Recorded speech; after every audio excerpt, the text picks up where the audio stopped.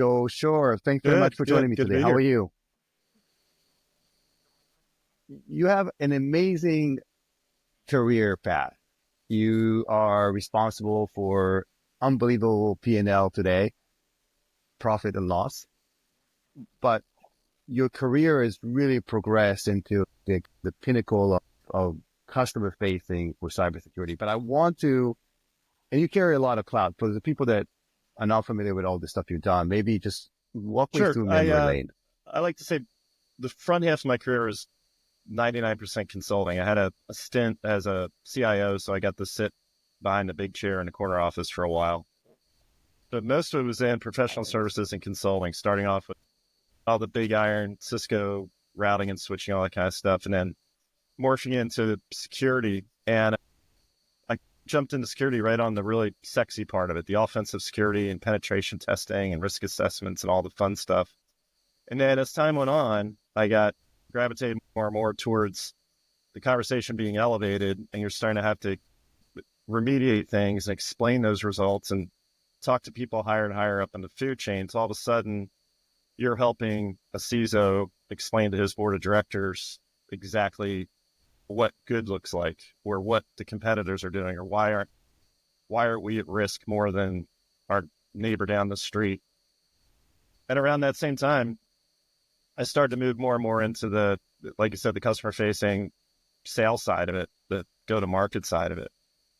So the past, I'd say 10, 12 years have been almost exclusively on that part of it, dealing with the C-level, the board level type of folks, everything from trying to help them roadmap their 5-year plans to, unfortunately, sometimes do a breach response, or what their defensive posture is going to look like after a breach. So yeah, it's been an interesting ride, like you said. It's from the tip of the spear to the board. And and let me ask you this, and this is why I like this type of unscripted conversation. So there are tens of thousands of salespeople that trying to elevate themselves into that next Mm-hmm. level conversation, meaning being on the consultative side, at the eye level with the executives and providing real value, because that's where the real magic happens at that level. But a lot of them just stay stuck in the transactional conversation. They cannot bring themselves up to that. Now, because you've done this and you sit in that seat, what would you recommend? And how do you do that? How do you create that kind of transition from talking about tactical point in time conversation Yeah, to the it's bigger funny. It's thing? almost like a nature versus nurture conversation. A lot of times, like you tend to stick with what's successful for you. So I always tend to try and keep people around me, or hire people, or bring people into the team that have a similar background, quite frankly. They might have had that consulting experience in their past, or they were director or partner at a big four and had to deal with these types of issues all the time, or they came up through the C-suite and they sat in that chair for a long time. There's two things. There's a degree of empathy, and there's a term called radical candor. I think a lot of people, there's what people think of as that pure salesperson, that bag carrying seller, have all the candor. Like they're great at telling it like it is, and they go for the sale, and they're persistent, and they do all those things you want in a great seller, but they might lack a little bit of that emotional intelligence that only comes from having some of those scars, from feeling a little bit of that pain, from either sitting in that seat as a manager or director, or sitting in a SOC, or responding to breaches, or helping clients do it. I think the best sellers they've got oddly, they have a rather agnostic view of things. You could be selling a SaaS cybersecurity product, and if you're the salesperson in there telling them, maybe this year isn't the year that you buy this, maybe you need to get your identity project squared away before you worry about whatever I'm selling. I'll call you in 6 months, and hopefully everything's cool and we can talk again. You have to have that ability to realize that you can't just pound it down people's throats when you're dealing with something like risk and security.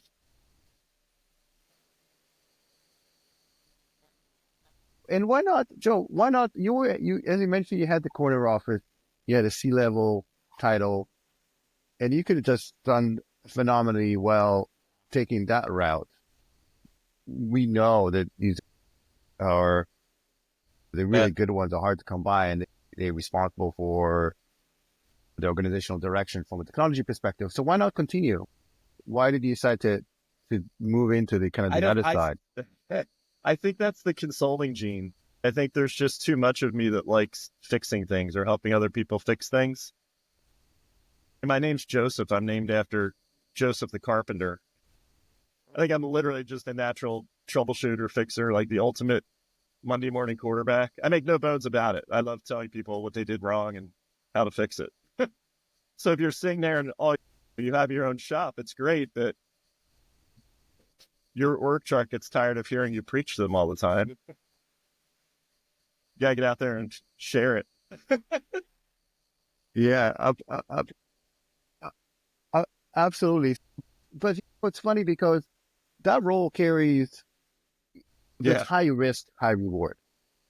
Meaning, as you mentioned, there are cases where you have to have the difficult conversations. You're dealing with people that are in the worst time, like from a career perspective. There's a breach or something that happened. You come in and you deal with them with their absolute low. So it's not all fun and games. There's difficult moments. Again, I How do get you deal back with to, those? And yeah. maybe share some stories. Yeah. That People goes love back to that stories. radical candor thing. You have to be perfectly honest with people to the point of being blunt sometimes. And you're right. You're seeing people, if you're talking about breach response and things like that, or even if you're a new CXO level person taking over a seat, you're seeing people at their busiest, most distracted, most worried. If it's a breach, they're worried about their job, worried about everything else. Their kids still have soccer practice, no matter what dad's got to deal with or mom's got to deal with at work. So if you're, there's a lot of press for the past 15, 20 years with the term, which I'm really starting to hate. I started hating it 5 years ago. It was trusted advisor. It gets overused so much. Like the person coming in and selling you desktop licenses of antivirus is not going to be your trusted advisor. I'm sorry. It's not going to happen. But if you're good enough and you've got the pedigree to a degree, you can be that trusted advisor. But trusted advisor doesn't mean stamping your blueprint onto something. There's a, I heard it from a marriage counselor one time. He said, do you want to be right or you want to be married? And sometimes you may think you're right, but to keep this marriage going and to really help this person through that journey, you got to put your ego in check a bit. I think a lot of consultants, a lot of salespeople tend to forget that. I have the best toy. It will fix your X problem, period. You need to listen to me right now. And again, it's not always that. I would say it's sometimes you almost figuratively and literally have to put yourself around that desk, put your arm around that person and just say, it's going to be okay. We're going to get through this together. Like you're not alone. I can't fix all this, but you've got a path and you've got people to help you.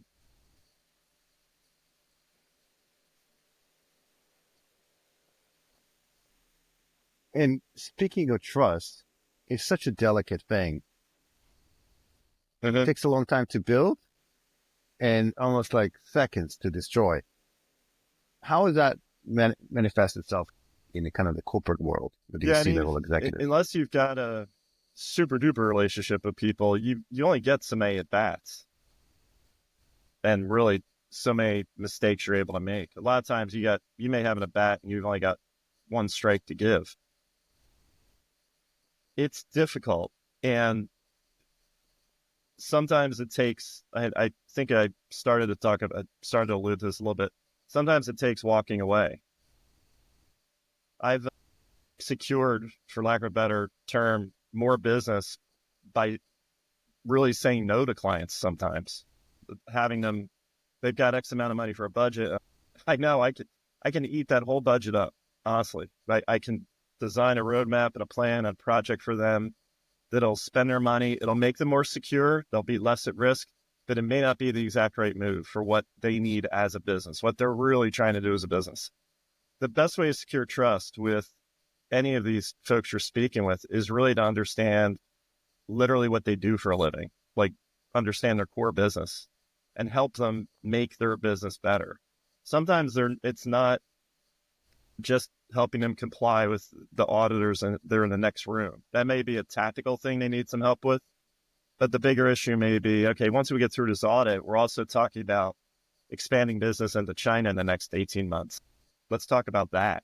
That's where you need help with. I can help you with this stuff here, but let's get that done quickly, make you look like a hero, get you a success on the score sheet, and then let's start talking about the things that really matter to your business. Because no matter what your title is in the company, you're on the business of making widgets, which I've heard from the old argument used to be the C-level people would say, no one's going to bother. Who wants to hack us? We just make widgets. I always call it the widget conversation. And luckily, people have gotten past that. They realize that everybody can be hit for a variety of reasons. But when push comes to shove, they still are making widgets. And you need to realize that they're not in the business of buying your stuff or buying your services. They're in the business of making, building, selling, educating, healing. There's a myriad of concerns and constraints they have that you need to be aware of. That's how you build trust.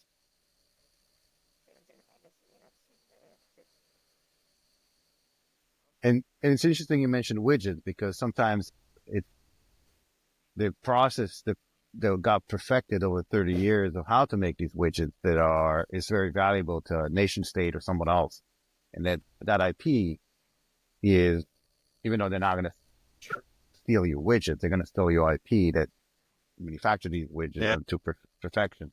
Now, let me ask you this. In the process of uncovering what's important to them from a business perspective, that's not, you glanced over, but that's not trivial as well, because first and foremost, it's a conversation that it's a whole different level. Like sometimes they don't know what it is that they necessarily want to do and achieve, or they think they know, yet a few more questions and you uncover the kind of the truth. So how do you gain that skill set of being able to ask the right question and really listen? I think that sometimes the salespeople are just, again, they're focused, they're fascinated, they're just trying to get the sale, and they only listen to the point where they want to intervene, just wait for them to finish the talk so they can jump in and tell them why they're better. There's actually I'm gratified to see it. There's a new methodology starting to hit sales a little bit, and it boils down to recurring impact leads to recurring revenue. It sounds so we're trying to make more money. Like that's what companies do. It's a capitalist society, but it's a win. If you can help your clients invest a lot of money. They've bought into services or software or something, $3 million over 3 years, whatever it is, or $3 million or $300,000, whatever that big chunk of money is to them.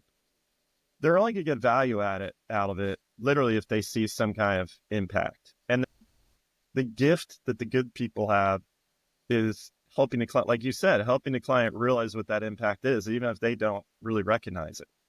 They may go into it, or with the massive turnover in the C-suite, especially with IT and security, a lot of your job sometimes revolves around getting the new person up to speed and reinforcing with them. This is why you're coming in, you want to change things. I get it. You've got a better way to do everything, but you can actually be that bridge that helps that new regime and that it's new people figure out, why did they sign this 3-year contract? If you're at least getting a voice, but they're not just canceling you outright or whatever it may be, that's your big chance to say, they did it for these reasons. And going forward, you're going to see these impacts going down the line. In year 2, you're going to get this done. In year 3, it's going to be this. And hopefully by the time we get to year 3 and we talk about renewal, I'm not just walking in, getting you to check a box and say, yeah, we'll do it for 3 more years. We'll be able to show like what this impact was. Or if you're going to leave here and you're moving on, your successor is going to be able to see why you made this good decision and why it may behoove them to keep doing the same thing moving forward. So helping the client, like you said, helping the client figure out how this impacts their business or their organization. That's a lot of the hard work that, again, goes back to, if you've got a consultative mindset, it's in your DNA. You're constantly asking questions and constantly trying to look at process improvement and things like that. You touched on a little bit with process and people and policies. The worst environments you run into are where they are very people driven. Like, a lot of these things are people problems, but the worst environments are where they're doing things by heroics, where they just throw bodies at problems and just try and solve it through sheer hours. The environments where they actually get it is where it is process driven. And if you're a seller that's concentrating on just the heroics part of it, buy more tools, get more people, get more stuff done, sell more stuff, just keep layering on cement onto the outside, you're going to fail. If you're the one that helps them identify those pieces of the process where they can improve, even if it doesn't help you personally that quarter, make that sale, if you're helping them with that process and those impacts, you will be rewarded. It might be next quarter, it might be next year, but that's where you get to that trusted advisor stage. Because they have millions of things they're trying to do every day. So helping them identify that these different impacts in their business is enormously helpful. And it seems like the relationship in the past several years between the vendors and enterprise has been a source of contention a little bit. Just you can see that from some comments in the social media, LinkedIn, X, and so on, where the enterprise is complaining about the kind of the vendors like trying to shove like technology down their throat, products and so on. And on the other side, the vendors are complaining that the fact that they have all these excellent tools and processes and services, but nobody's willing to listen. And nobody's Sure. willing to give it a chance. So where do you think the issue would lie? All of the above. There are we had this amazing kind of SaaS revolution of like 2019 to 2021-ish timeframe, where companies were just getting stood up like crazy and the money was flowing and VCs were, and you had everybody that had two guys, a dog, and a bag of money could build a better mousetrap. And sometimes people built 20 similar mousetraps at the same time and all went to market together, and they all started hitting up everybody over LinkedIn and email and robocalls and business development and everything else. At the same time that these people in the C-suite, as the SaaS revolution is winding down a little bit and the money's starting to dry up and everybody's getting more desperate, the budgets inside the clients are getting smaller and they're having to do more with less. So it's like the market's saturated with all these great products and great ideas.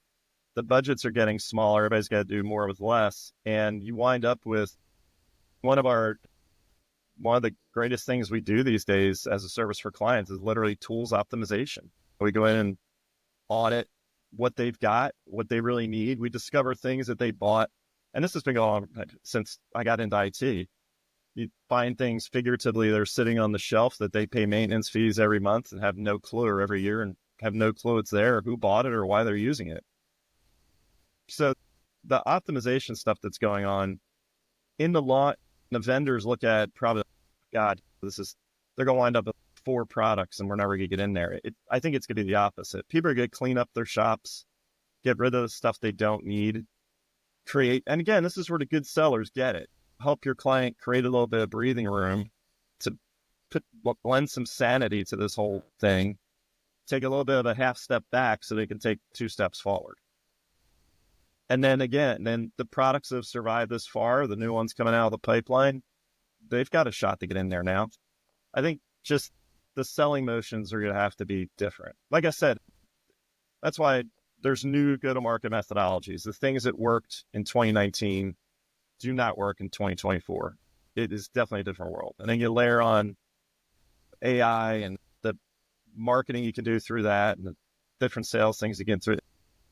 It's getting revolutionary. It's like everything else. It's going to be like AI fighting AI. I think that the CISOs are going to probably have some sort of automated denial mechanism to hang up on salespeople that are trying to get in. It's a crazy world. But the I think it's never been more interesting times than we are right now. It's really remarkable. We are. It's always like when you live through it, you don't understand how Yeah. monumental that is until after the fact. So I think we're definitely at that turning point. So the economic condition you alluded to both provide they're making things tougher, but also provide an opportunity to you mentioned AI to be able to streamline processes, make things more efficient. As you mentioned, declutter the organization. And it's funny because even as individuals, we Right. pay for SaaS, all kinds of SaaS products. And we sign up and we all of a sudden we look at the statement. I was like, I was paying Yeah. 8 months for what? And And I haven't even logged in once.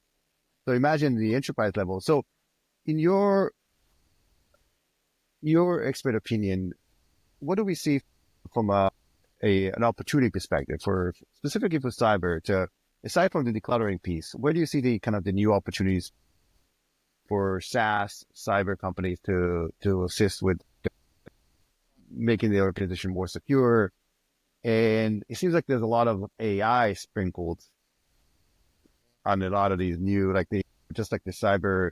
There's all these vernacular that's been used over and over again, and it's just like you mentioned, trusted advisor. You don't like there's this insert this kind of phrase so into the yeah, cyber I marketing. I joke, but I swear it's only a half joke. I'm going to go try and find some venture capital that wants to fund me to build an app that detects whether or not a product is really AI or it's something else. Like I want an AI that discovers whether something's really AI or it's just machine learning or it's 55 people in a warehouse somewhere with spreadsheets just working extra fast and producing. Like it's it everything's yeah, Well, they just there's just subscribe to mechanical to Amazon exactly. Mechanical Turk. It's like everything is getting stamped with AI. I used to call it the RSA elevator syndrome. Like when you went to the RSA conference every year, before you even got in the doors, you knew what every vendor was going to scream in your face. Because as you went down the elevator, there was that one sign that somebody would always pay tons of money for to catch you before you come in. The big, brilliant TV looking thing. And it would be AI or zero trust was like for years, all these different things. So every year you knew what you're going to get pounded with. AI is not going away. You're right. This is I'd say like mid 1990s level of revolution.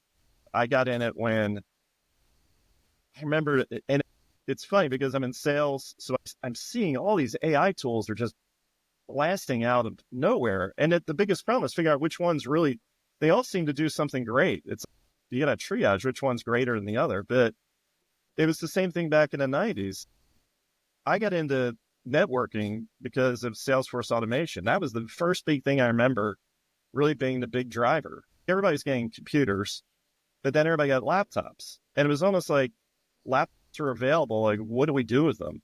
And one of the first things was Salesforce automation. People forget it, that was when people could pull their laptop out at the doctor's office and whip it out. And you would have pictures of something on your laptop screen and you type in their order. And it was that people don't think of it now. That was revolutionary. My dad was a salesman for 40 years. He literally carried a leather sample case. There's no more sample cases. There's no more paper. It's a laptop. And it was crazy. And since then, it's gone off the hook. So we're in that exact same revolutionary frontier right now. I can't imagine. Honestly, 2 years ago, I thought I could imagine it. Now I can't imagine exactly where we're headed. The the consumer drive for the things that are happening is astronomical.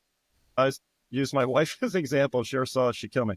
She's a teacher, but she was never really like a computer person. She's so far ahead of me on the AI spectrum. It's unbelievable because teachers are getting just flooded with AI tools and they're amazing, like stuff I can't even dream of.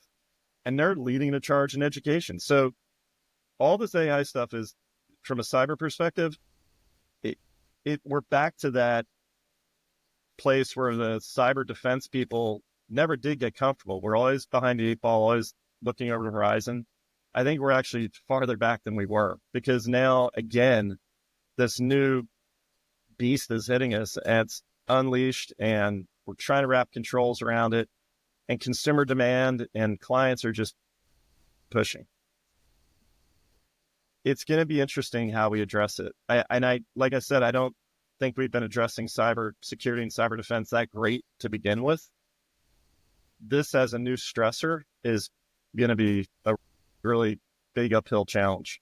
It's tough. Like I said, everything goes back to the business. So when we're talking to clients, they're asking what you're asking. I'm in charge of risk and security, and my sales force wants to do X, Y, and Z with this new AI tool. Or the people that program the machinery in the widget factory have done the same thing for 40 years on these old Siemens boxes. Now they have this AI tool that can shorten their processes each week by 4 hours. What do I do with that? It's the same conundrum we faced when we first, I think it's as big as when we hit the internet. It's the difference between the standalone computing and like token ring to TCP/IP and everything being web enabled 20, 25 years ago. And it seems like the complexity is just going exponential. It's like a runaway train, meaning people don't understand I don't think people understand how the internet works to begin with. Like just how the TCP/IP works and how you turn an application and it just works. And now we added another layer of a complexity where we keep throwing AI and large language models around, where most people have very little clue in terms of what that means. And then you start layering the risk associated with it. So there's all these reports now, they're doing pen testing for large language models. Why do you even need to do that? Because people are like, oh, it doesn't make any sense. So the runaway train is moving so fast, and these executives are trying to, as you mentioned, while they have to pick up their kids for soccer, they have all these fires to put out, and then they also have to figure out what is going on. What is this whole AI thing? How do we? Because they get questions, right? If you're a cybersecurity executive or a CIO, your board of directors coming over to you and say, "Listen, we're seeing all this AI around, and with the promise of unbelievable efficiencies. What are the risks associated with it? Are we moving? Because if we're not doing it, someone else is doing it. So you're adding all the complexity that already exists, and you added like 3 other layers on top of that. And then that's just not enough. You have all this cybersecurity vendor that kind of like using all this terminology, quite literally just sprinkle AI and automation, orchestration, AI agents. Just there's so many of these vernacular being used by these vendors, which makes it like even the problem even more profound, I think. And you've probably seen that executives coming over to you and say, hold on for a second, like how do we deploy this? How we protect? Because we've seen quite a vocal industry leader saying that LLMs are 5% wrong. And the problem is we don't know which 5% that is. So they're not applicable for any kind of critical application. Yeah. Not yet, anyway. Everybody, it's an old military axiom. You always fought the last war. And I think, like I said, we're equipped adequately at best to fight the war that we had a couple of years ago. Like we were making headway, or there was a status quo. You could at least, there's a little bit of predictability. I think that's what you're hinting at. There's very little predictability into what we can do right now. We've got all the tools we fought the last war with. People are saying that now, it's AI enabled, just to make it sound better. Maybe it's just machine learning. Maybe it's a bunch of people in a warehouse with spreadsheets, whatever it is. They're trying to, for branding purposes, make it sound like we're hip and cool and we're with the scene, man. But I don't know exactly how you do, honestly, like how do you do an AI risk assessment? We don't have the data yet. And like you say, you have to factor in that the things that we're evaluating aren't 100% there. It's every other software push we've had. The even the stuff that looks trusted or seen at this point seems like an old like ChatGPT seems like that's almost passe at this point. But it's got problems, and that's probably the most widely known. Like the water cooler one is ChatGPT, and that's got issues. Like how do you address that? Much less the ones that are really bleeding edge that are just popping off the end of the assembly line every day. And it does go back to when we're on that wild and woolly, everybody's just jumping on the internet. Like you said, like nobody understood. I used to tell people back in those days, do you get the fact that you're on a party line? Like as soon as you get on the internet, your business, everybody on the planet that has an IP address can theoretically touch your IP address. You're in one big party line. And now with AI adding even more complexity to it or more potential for shenanigans, I'm honestly not quite sure what the next step looks like. It'll be, I think it'll follow the usual cycle of everybody will be pretty reactive to it. We'll start to get some rudimentary defenses. And I think that everybody will fall back on the best practices that we've always had, which is simplify things, because the more complex your environment, and I know this from my offensive security days, the more complex the environment, it's infinitely easier to get into. The people that honestly had very simple defenses and did them very well and watched their few sort of ports of entry, they were at lower risk. The ones that just had oodles of stuff layered on out of control, or let their user base just define their risk posture, they're the ones where there's trouble. So I think people will go back to the, not fighting the last war, but going back to best practices, hopefully. Simplify their environment, get a change control process in place that, yes, we agree that the business, your new AI Salesforce automation tool is the greatest thing since sliced bread. We want to help you get this in here, but this is how we do it. They're going to have to really apply a lot of rigor and a lot of discipline to the business, which goes back to you can be your client's best ally, where you can help them talk with their business and translate things to them and figure out how to get things done without, losing your job because you're the one that stands in the progress of the widgets getting made faster. So it's the same old problem that's accelerated. And then, yeah, absolutely. And that acceleration seems to be something that's ongoing. I think that if you could try to promote firewalls for 10 years, then, then DLP for 5, MDM, mobile device management for 2. It seems like the windows of opportunities to work on that change, because the enterprise work on projects, meaning that they don't just willy-nilly decide to go and put some money and time and effort towards fixing something. They operate in silos, but those silos, they have to either compress or become agile, because it used to be 24 to 18 months from identifying a problem to implementation. Organizations don't have that time frame anymore, because by the time they implement something, it takes them 24 months. It's already obsolete. The problem has already moved on, and it's a new iteration of that problem. So how do enterprise that they operate almost like a cruise ship in terms of budgeting and operations? How do they deal with all this rapid change?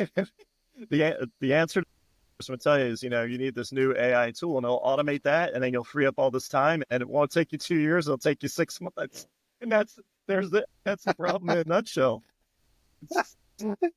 I'm spending probably a good 10, 15% of my time researching different AI things that make me more efficient. It's like I'm losing time to figure out how to gain back some time, so you're relying on all these recommendations from other people, and I think that's what's going to drive it. It's going to be, you have to keep your business under control, get yourself that breathing space to be able to do these things, but you're going to have to address it. There's no getting away from it. I've been in really toxic environments where people talk about security is a board level decision.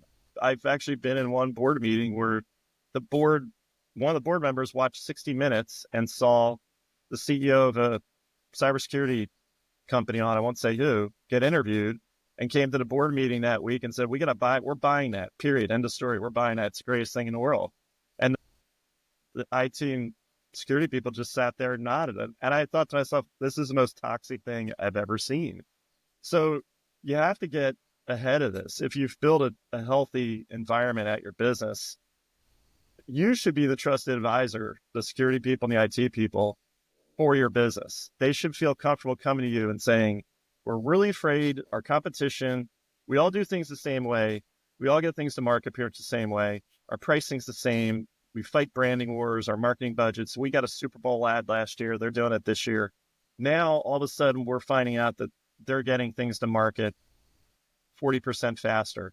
And we suspect it's because they're doing X, Y, and Z. Like, can't we do that? That's the position everybody needs to be ready to face yesterday. And if you're in a healthy environment, they can come to you and you'll help them with that.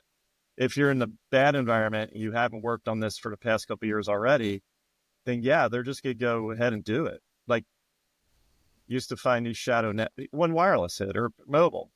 All of a sudden, the salespeople weren't doing their laptop that we worked for 10 years to harden. They all of a sudden have an iPhone and they figured out, oh, I can use that. I don't need that. Laptop's my kid's using a laptop at home. He's already hacked it and put games on it. I'm using my phone.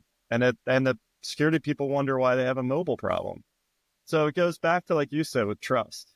If you're ingrained in the business and they trust you, they're going to be coming to you to help them, not hinder them. There's that stupid security saying that security is like brakes, but you can't it's true. You can't run a car without brakes. You can only go faster if you have better brakes.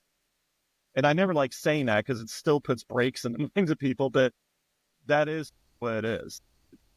They're wanting to go faster and faster. They're putting a bigger, better motor in this old muscle car. And the Chevy 350 was great, but now they found a Corvette engine. They dropped it in. And now they're really going fast. But you've got these old brakes, the same brakes from there since 1972, and they work great. But you need to be prepared to say, okay, I know which brakes to use because you did that. I can do it. I'm going to need this much money, this many people, whatever the resources are. And you have the focus on exactly what you need. You have the sense of urgency because they're pounding on your door to get it done yesterday. And then your last piece of the puzzle is having the resources to do it, the knowledge, the people, the money to be crafts to get these things done. Because it ain't stopping. The business is pounding the doors down now. And like I said, healthy environment, they're asking you. Unhealthy environment, they're doing it behind your back, and you need to get it under control. And it seems like the industry was the Wild West for the longest time. And I think you mentioned that as well in kind of previous conversations.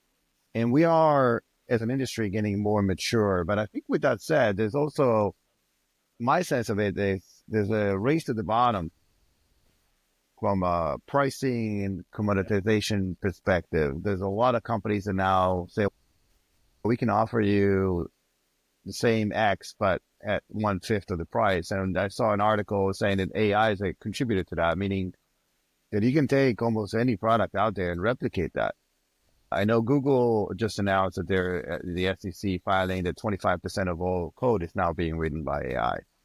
So you can essentially create almost a whole slew of different products and services, almost from, as you mentioned, two guys in the basement or in the garage, but would do it much more effective. And all of a sudden you become this AI first company where you offer this similar type of service, but a very fraction of the cost. And we see that there's like a lot of companies that offer a whole stack of security controls for $6-7 per Right. per user per month, and they compete on that. They go down to.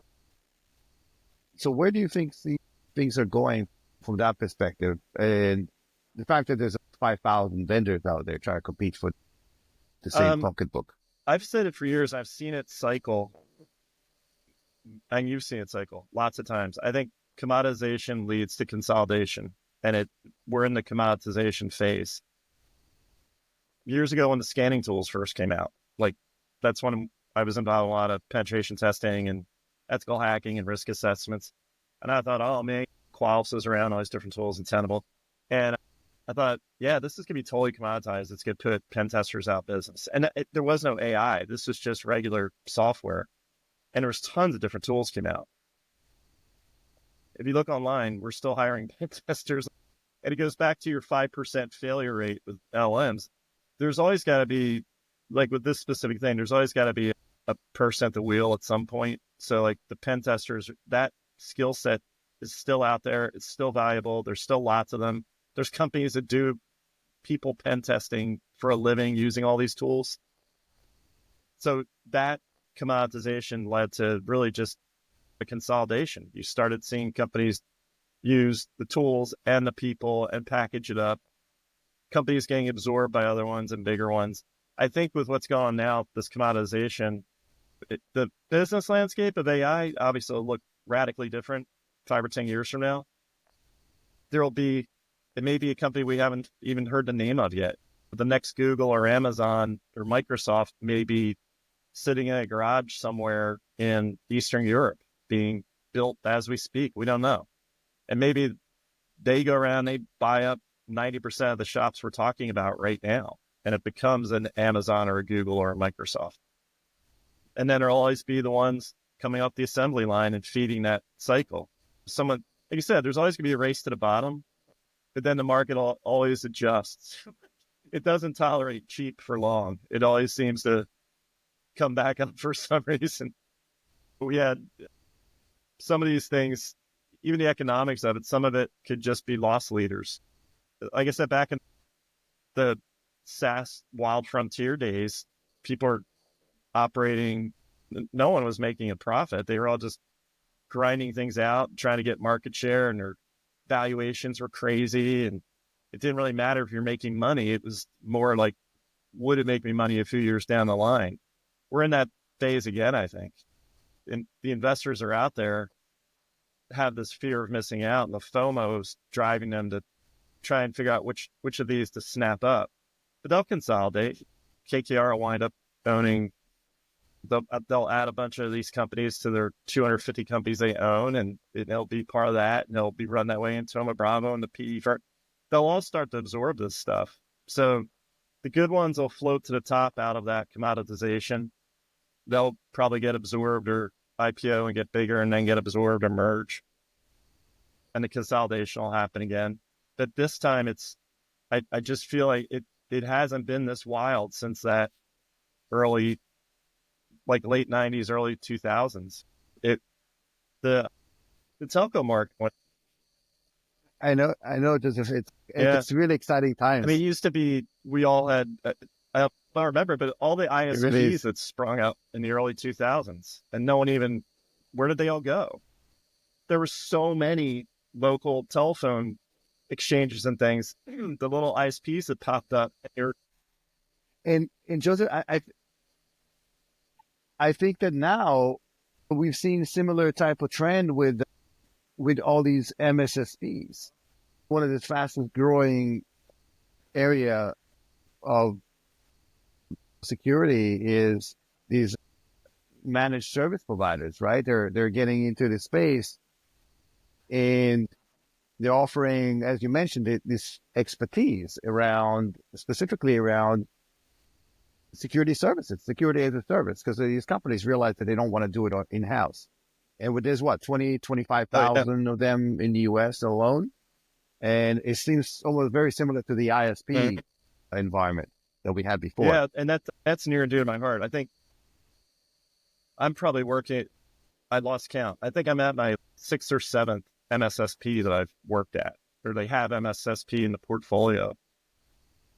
And you're right. Back, it followed the same pattern. 20 years ago, you had a couple of big name ones that started out on the frontier managing things for people, and it was basically red light, green light, managing devices and managing firewalls. Now you've got all these boutique ones that they're an identity MSSP. So they manage SailPoint and CyberArk for you, and they're really good at that, or they've niched out to a degree. But again, they're starting to, you see them start to consolidate, and it has to. You've got, like you said, we have 20 some thousand managed service providers out there. It's a shopping and selling nightmare. So a lot of people still, they'll fall back on the Gartner buy. They'll just go to the Gartner quadrant and hope for the best. Get one of the bigger, more expensive ones and hope that meets their needs. And it's a great point. I'll touch upon the fact that I think that this is what, in times of uncertainty from a technology perspective, meaning executives don't really understand the technology, and so no one got fired for buying IBM. I think that's we see some of that similarities where they just go out and buy a brand name as opposed to betting on the unknown in that regards. And we see this quite often. And it's funny, or as you mentioned, they should advertise on 60 Minutes. What do you think was out of that conversation that was so appealing to that executive? I think, I'm trying to remember the exact context, but I think that that CEO brought up some case studies where it was in their industry. It was in the aircraft supply chain industry. I'll put it that way. Let's say they built seats for 740, whatever. So very niche. So very niche. That long tail is really plays a role, I think, Joe. Meaning that people like to. It's that board level exactly question of what does good look like and what does our competition look like, which is basically all it boils down to. And depending on what their business model is, how do we exit? That's the third question. But a lot of times when you get that question, are we good? Yeah, we're okay. Is our competition better? Yeah, they might be. How do we get to that? And if that guy watches 60 Minutes at night and he says, they bought this and it sounds like the greatest thing in the world, we got to get that. It's funny. It's weird how impulse buying almost can factor into things. And the PR and advertising, marketing is important. It may not be right. It may not be the right thing to get, but marketing is very important. You can have the best thing out there, but if nobody knows about it, so how many good products have been swallowed? So it's how many have been bought up and then so like late night, Joseph, late night QVC ads. Basically, you're sitting there flipping and you come across like a sham. Wow, it seems like an amazing technology. And then if it's, as you mentioned, it's very particular to my industry, that's what really these executives really care about, is the fact that it's the long tail. I think now with the internet always been tailoring to the long tail, you can have a very niche discussion on a very particular technologies in a very particular industry for a particular use case. And that would hit, that's better than 100 salespeople just doing cold calling, because it's really, it's inbound versus outbound. And that executive has already made up his mind. I remember I always pick on the RSA conference. I remember staying in the aisle one time talking to a buddy, and I saw these folks walk by, and they looked and quacked and smelled like C-level people. If you're in sales long enough, you can figure out who the buyers are. You know the guys that get the checkbook. So these guys are walking by, and they looked very kind of executive. And they had the little map out, and they had stuff circled. And they, as near as I could tell, eavesdropping, because I did social engineering for a living for a while. Like, I can't help it. But they were using this little map to go on like a shopping expedition, basically through RSA. And these are all the different vendors they wanted to talk to. And I looked at my buddy, I'm like, this is how these guys are making decisions. Like they literally are circling brand names, and they want to go talk to the salespeople in the booth that are going to sell them on this stuff. I said, what kind of plan is that? It's crazy. You know, if you're to the point where you're just walking around RSA with a shopping list. You're a salesperson's dream, but you're probably a security nightmare. It's not the way to go. So how do you prove thought leadership? Like, how do you prove that you're the real deal? If you're like a vendor out of the 3,000, and each category, if you're like an EDR, MDR, XDR, how do you prove to an executive that you're the real deal? And maybe potentially you don't have the kind of the marketing budget, the big buying the bulletin boards and the RSA and the Yeah. stickers on the elevator, spending a gazillion dollars on these things. How do you still manage to elevate The, yourself the from the crowd? best tactical thing I've seen that I recommend a lot to startups is partnerships. It sounds trite, but if you can partner yourself with a figuratively a big buddy or big brother, you're going to get a lot more airplay with some of these executives. And it's tough. That's a sales job into itself.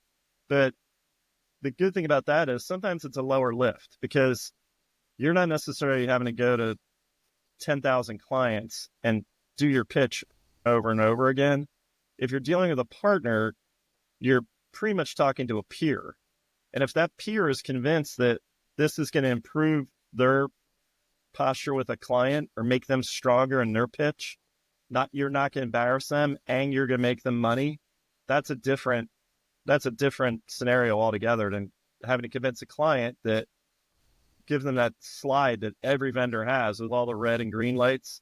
And your column is all green lights because, of course, you do everything. Your competitors don't do anything. It's the worst argument in the world. But if you're literally partnering, going in the door with someone, a two-headed model, or they're reselling you or willing to put it on the line, that's a quick lift to elevate. And even with like online, you see all these webinars that are two-headed monster webinars a lot of time. See IBM and whatever, some Joe's antivirus. And we're not going to talk about Joe's antivirus. We're going to talk about this topic, but here's the CTO from this company. It's a Series B startup. They've been in business for 3 or 4 years. They got some legitimacy, but they're not us. The fact that you're bringing them on board, they're experts with your expert talking to that captive audience, that's pretty powerful. So partnerships are probably the easiest for that. I would say the devil's advocate here is that some of these partners do not do business or do not partner unless you have X amount of revenue already. They ask you, okay, what's your revenue right now? So if you're between a rock and a hard place, you're one side, you're trying to partner, and the other side, they're asking you, are you doing $40 million in sales? And the reason why we don't do $20 million in sales because we don't have a partner like you. So it's a catch-22. Like, it's hard. How do you and overcome that? Like the pre-seed level people are got trouble, but there's different levels to everything.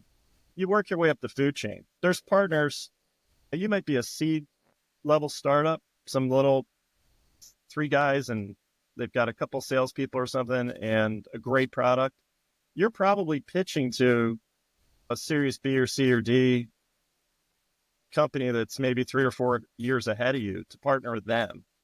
You might be a multi-factor authentication shop, and you've got a great one. It's going to, there's a zillion of them. You're better than everybody else. But you manage to convince a privileged access management company that's 10 years old, but they're not huge. They're 2 or 3 in their category. You get to them and pitch to them that working with us, we've got this unified message that when you do privileged access, you need to have a really strong multi-factor authentication. That's going to be our go-to-market. And that's going to give you an advantage with your 800-pound gorilla who's not paying attention to this niche. They don't care. That's not one of their talk tracks. Like, this is your chance to capture something that's important that the 800-pound gorilla doesn't care about because they're doing commoditized big sales and they're selling all their modules and all their different spin-offs and add-ons to their product. So yeah, depending on your level, you always go to it's like when you dress for an interview, you dress one level above everybody else, when you're trying to partner, you want to try and you want to partner with a big four firm. That'd be great. If you've got E&Y using your tool for something, that's fantastic. But it's tough to get there. But if you've got that, I always call them like complementary competition. They're in your space, but they're not directly competing with you. And you're like, you do it better together. But better together is easier when both companies are a little bit closer together. And then as you grow and you start leapfrogging up, all of a sudden, yeah, you're going to war with ServiceNow, or you're going to war with Salesforce.com, or one of the big companies. By then, you probably have enough branding on your own that you can do a lot of things. But it's a good leapfrog.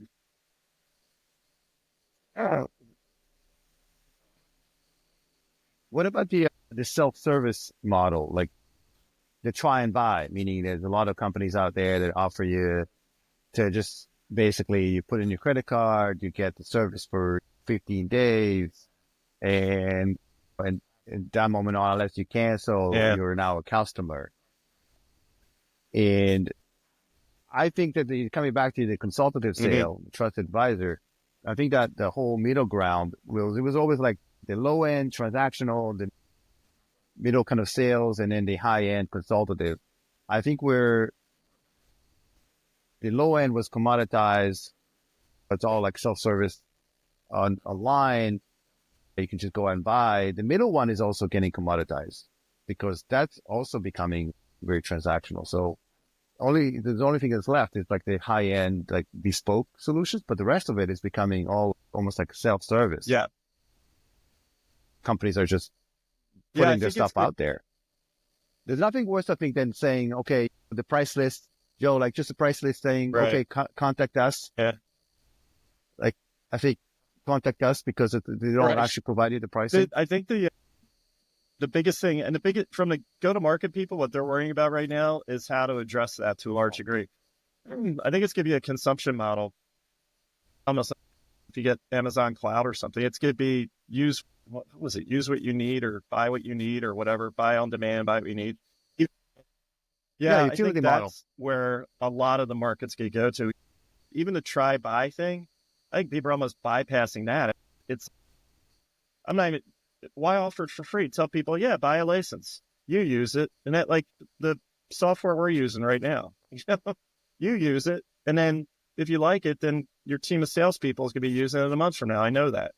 But I'll charge you $7 for your try and buy. And you'll probably be having 15 to 20 people use it. The only problem from my perspective, or to go to market people, the predictability is difficult. The forecasting is a little bit harder. You get there. Amazon is so good at what they do. They are an amazing data company, but it's more difficult for these smaller companies to have that predictability in there, which leads to it's more difficult for them to get their next round of investing. So that consumption model is going to be interesting because you need to be able to prove it out to investors. And when you're at that super early stage, you're trying to just get your Series A funding, and they're asking you what your five-year plans, they're ridiculous anyway. But when they're looking for your forecasting, it's a little bit more difficult when you have that consumption model. So there's a lot of talk and a lot of different mathematical models and data models going into that forecasting right now. People are trying to figure out how to make money. But I firmly believe that is the way it's. And the next model after that, so I agree, utility consumption. The next model after that is that they're trying to do is the outcome model. So you're not paying for the actual consumption, you're paying for results. So, but it's hard to do because for cyber, if nothing happens, so how do you prove that you are, let's say, blocked a certain amount of adversaries, or how many, or save the company a certain amount of breaches? It's very tough because potentially you can say, okay, every time I protect your organization and you're not getting breached, I'm charging you $10,000. Yeah, it's funny. You can't see it, but there's 3 or 4 books back here on risk quantification, things like that. But quantification in general is something that security and risk people should, again, they should have been paying attention to this for the past couple of decades to prove their worth to the business. It is more difficult. I used to say years ago with the pen testing and all, the clients, we spent a lot of time preaching to clients about how great our pen testers were. We wouldn't give their names, but they say this person did this and this person broke the iPhone and it was like a whole resume listing, and you should hire us because of that. But then it dawned on me with one client in particular, really shit on it. All they wanted was the report. They weren't buying the pen testers or their expertise or how good they were or how many talks they gave at DEF CON. They just wanted the damn report. And that's what they paid for. And oddly, our reports were mediocre. And we worked on making them better and putting some more stuff in there. Not just saying you've got this, but now everybody does, but here's how you can remediate it. Give them different tips and things. So the value add wound up being on the back end of the thing. Like, it wasn't just, we did this amazing report and we're such great hackers. It was, here's the report. These are the steps. It's giving you the added value that helps your business. So quantification is going to be a big deal. You're right. If you're just selling somebody a dashboard that the risk needles go back and forth all day, what's it giving them? You have to be able to give them something. We always call it the board level report. One of the things that's be built in there is something that as that data goes upstream, there used to be something called the green dashboard disease. The analyst in the SOC is like, everything looks good, man. All the lights are green. Like, we're fine. That gets reported up. And then a month later, the CISO goes into the board with this one slide that's got a million things on it and says, yep, everything's green. We're perfect. You're not. It's not. So you need to get your real data and make it digestible at some point for the business to be able to prove this out. Because next year, when you say I need $25 million to secure us, they're going to say, what does secure mean? And you're going to have to say secure means that when we went into China to do business last year, bought up some factories over there on the cheap and we brought our manufacturing costs down. We didn't see a associated risk level go up. We stayed steady. And give them all this business data. So that quantification is good. It's not just risk quantification. You have to figure out how to quantify stuff across the whole environment. And so the vendors don't, by and large, that's not something that vendors think of. They think about annual recurring revenue and how to make their feature set better than their competitor. They're not always thinking about the business. Yeah, they're focusing way too much on technology. I don't think they ever think about the business. I think in their defense, very few. It's tough because some vendors are very vertical centered, but by and large, you're trying to sell everything to all people. It is hard. Like, you might be selling mousetrap, the greatest mousetrap, but you're selling it in the Amazon where the mice are 4.5 pounds. But your great mousetrap is not going to address the needs of these people have rats that are the size of a raccoon. So when you go into some of these different environments, it's a little bit easier. Now, if you're an IoT, OT vendor that's dealing with mainly industrial security, you actually have an easier time of it. The nichier you are, you should be able to get them that business result a lot easier. If you're a ServiceNow, then yeah, you have to make all these different models and all these different things and all these and you have to be huge. But if you're doing a really good manufacturing plant security solution and it's geared towards a certain industry, you should be able to give them something that helps them with the business. Like, you should be able to say, because of this, we experienced less failures on X, Y, and Z, or the risk went down on when these poor Boeing had the Boeing planes flew better, whatever. Which I don't know how they're going to fix that. So this has been great. I just one or two more questions. It's been absolutely phenomenal. So while we're chatting here, I think that one of the risks that we are facing is the fact that it seems like we're defender side, And we are very cautious about deploying technology, utilizing them to our advantage because we have board of Mhm. directors report and so on. We're not as agile, but on the other side, the adversaries are very quick to adopt Oh yeah. tools that are available to them to hack organizations. Very quick. They like the first adopters for any of these like AI technologies and deep fake and you name it. And then now it's like a business, right? So they're using a crime as a service. So I think that's the main issue is that, as you mentioned, there was, for the longest time, there was this almost like a balance between defenders and the adversaries. And that balance seems to be slightly shifting towards their advantage just because due to the fact that they can adopt some of these early Yeah, technologies and again, real we quick. should be used to that part of it because, like I said, when the security tools first started coming online 15, 20 years ago, we ran into the same problem. The criminals had access to the same thing we did, and maybe even sooner, and they may be writing the tools. I remember, like, people don't talk about encryption a whole lot now, but I remember running across at one client, one of their databases was encrypted, and we were talking, and they said, we don't use encryption. And we found out that it was that people had broken in, they were storing stuff there and they were encrypting it because they didn't want the other hacker gangs breaking in and stealing their stuff because it was useless because it was encrypted. And I remember thinking, well, that's cool. The attackers are actually using like really good security practices in this wide open, completely breached environment. And we're back to that paradigm where, Joe, I, I have to tell you, I've heard a similar story where somebody uncovered a server that was being used to crypto mine. And it's funny because it's exactly what they did is they made sure that the actual oh server yeah, was completely patched and protected against others to come in. So they did a phenomenal job bringing it up to speed from a security perspective, just so they can ensure the fact that it will still be utilized yeah, by their own services. there's people are Incredible. learning stuff somewhere. Don't quit your day job. I think there's a lot of people working and getting that free education and getting the experience, and their night job is breaking into 7-Elevens.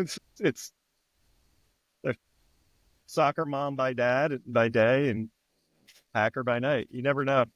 The yeah, they're getting better and more automated, and like I said, it's a spy versus spy again with AI versus AI, which I don't think you necessarily need AI to fight AI. Some of the stuff has to be, but that shouldn't be the knee jerk reaction. But a lot of the best practices that have been proven out should mitigate a lot of this to an extent. Why you are able to work in the background to figure out which of these newer, better, flashier things you're going to adopt and combat this stuff. But yeah, the attackers always seem to be half a step ahead. They they're quicker. Years ago, they Yeah. Joe, should we move back? to what? Should we move back to pencil and paper for a little while I until everything like can't see status my quo watch, comes but back? I'm the most analog person you could possibly meet. I have a paper day planner. I wear a mechanical watch. I'm a complete Luddite, I swear. No one's gonna hack it. Yeah, no one's gonna EMP my watch. Joseph, it's like the carpenter. What did they say? That the Cobbler shoemaker kids, yeah. walks around bare feet. Cobbler's kids have no shoes. Yeah, Yeah. I think that's pretty much it. So, last question: if you could make a bet of which technology would become the next big thing in security, maybe you say like aside from AI, what is out there that's exciting? Because they're talking about quantum computing, and now there's anti-quantum computing. The technologies out there. There's just so much. What would be the best bet if you had the next 12 to Um, 18 months? there's companies out there doing this, but like you said, they're in that kind of commoditization phase where they haven't really consolidated their offerings or There's a lot of voices out in the wilderness. I think it's the predictive risk part of it. We should, just the little bit of things I'm seeing now, we should be able to be a lot better at the predictive part of it. Like I always pound on this doing business in China thing, but we should get to the point where when the CIO or the CEO of the company says, we need to expand to China. We don't really want to, but costs are cheaper. We know we can do it. The competition's all doing it. We have to do it to stay competitive. We know there's a risk, but what's going to happen? Like we should be able to tell them, yes, there's going to be a 27% increase in risk by doing this and this. And then when they say, well, what's that mean? It's like the red, like when we give them the red and green slides, like what is red? What is green? That quantification, that predictability needs to be built in. But like I said, I don't see why with all the AI that's available, honestly, not the machine learning, but true AI and the huge data lakes and everything that are out there, that we can't crunch the data a little bit better to at least start quantifying all the historical knowledge we have of all this risk and everything that's been happening and is happening now, and start to get some predictability around it. The insurance industry can tell you the day that I'm going to die. You know what I mean? And I think that security and risk needs to get to that point. We need to be able to like almost be able to amortize risk out farther and be able to give our business leaders some sort of direction. So when we say it's going to be, our risk is going to increase by 27% if we do X, Y, and Z, they'll start to know what that means. They're not going to need to be spoon-fed. It'll be like any other, our marketing cost will go up 27 points. Oh, okay. I get that. Our customer acquisition cost will drop by 3%. It's got to become a business discussion. The risk part of it has to be just woven into it.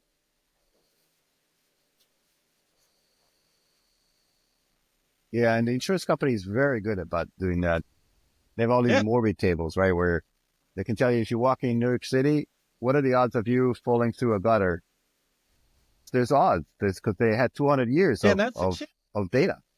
So they can tell you pretty accurately. And they've been doing that for a century. Like, if they could do it with an abacus and green accounting books in 1905, then why can't we do it with quantum computing in 2024 with a different set of data?